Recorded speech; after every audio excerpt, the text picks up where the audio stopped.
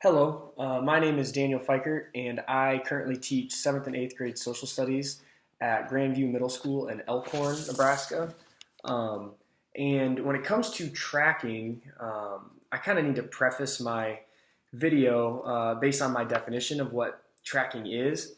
So when I think of tracking, I think of placing students in groups at an early age based on test scores or student choice with parent choice as well that they're in and that they're either going to head down an academic path or more of a vocational path from the start.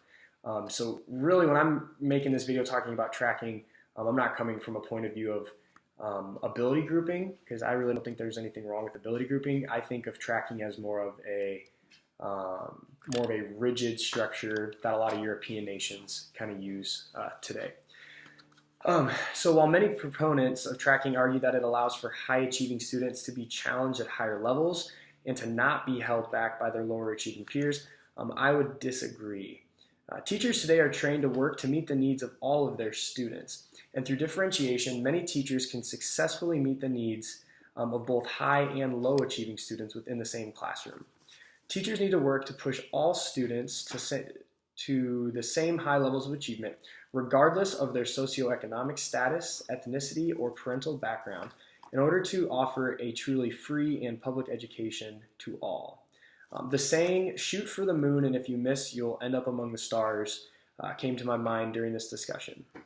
Instead of telling a particular group of students, you are only destined for vocational work and lack the ability to go on to further education, why not push all students to achieve the highest levels of academic success? And if they fail, at least they have reached a higher level of learning than if they were never allowed to enroll in that track to begin with. Now, most of the research I found was conducted over tracking in Europe, especially Germany. Germany is famous for their tracking system, and other countries in Europe.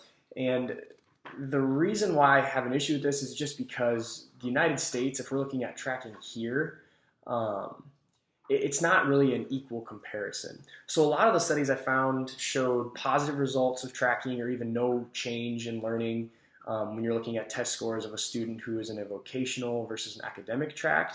But I just don't think that's a good way to compare to what would take place in the United States if we implemented tracking on a large scale. And one study I found from Poland actually showed evidence of improved student achievement when they delayed tracking. So in Poland, up until 1999, a student would be tracked after their 8th grade year. But they decided to move this back from 8th grade to 9th grade. And in that year, they showed a greater level of student achievement and much higher levels of learning took place. And then once they entered back into those vocational tracks, starting after their 9th grade year, overall student achievement went down. The study also said, quote, vocational tracks lacked the knowledge and skills needed to fully benefit from the modern society and economy. So I think the idea here is the vocational tracks are viewed as, the lower level learners will enter into those. And it's almost like maybe they're not pushed as hard as they could be just because, well, they're not going to, go on to college per se, so they can kind of take it easier in classes, and they just need to learn basic skills so they can be a productive member of the workforce, which is kind of really where I think tracking gets kind of its negative connotation, at least in my mind. In the United States, we got to ask ourselves a question: what's the goal of our schooling system? If we desire to give each student an equal opportunity to learn to the best of their ability, then tracking is not the best option. If we believe, however, that some students are simply better off in programs that are less challenging because they lack the ability to learn advanced materials, then tracking students for vocational or academic purposes at an early age makes sense. Once we can answer this question of what we really want the purpose of our school system to be, it should make the disagreements over tracking much less divisive. Tracking affects everyone differently, and results have shown that tracking helps the high-level learner and hurts the low-level learner. Sadly, it seems like in a lot of the countries where they do this early tracking, it's students of minorities or low-income families that are placed in the lower tract, and then they kind of either get accustomed to it or there's not a lot of mobility for them to get out of that, once they maybe have proven that they shouldn't be in that track. of vocational education.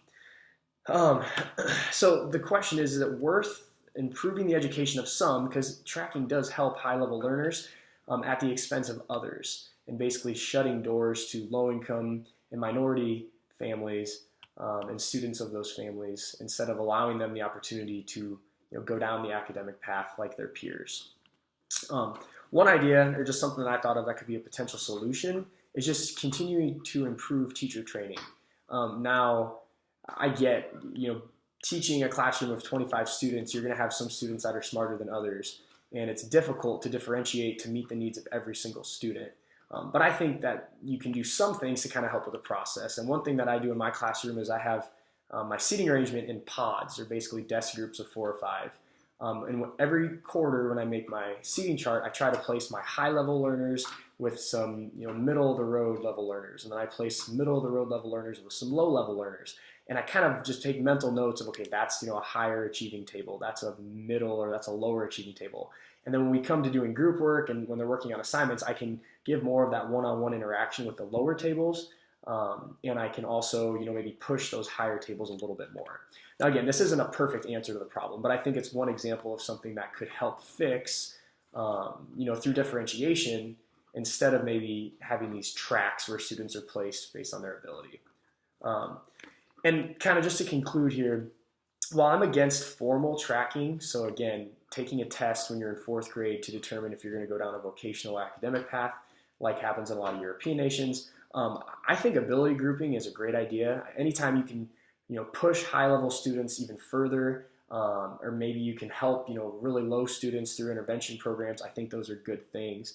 My only concern is I would not want this to turn into something where, a student takes a test in middle school and they're immediately placed in a higher level group, from then on forward moving into high school. Maybe those lower students don't get those opportunities as well.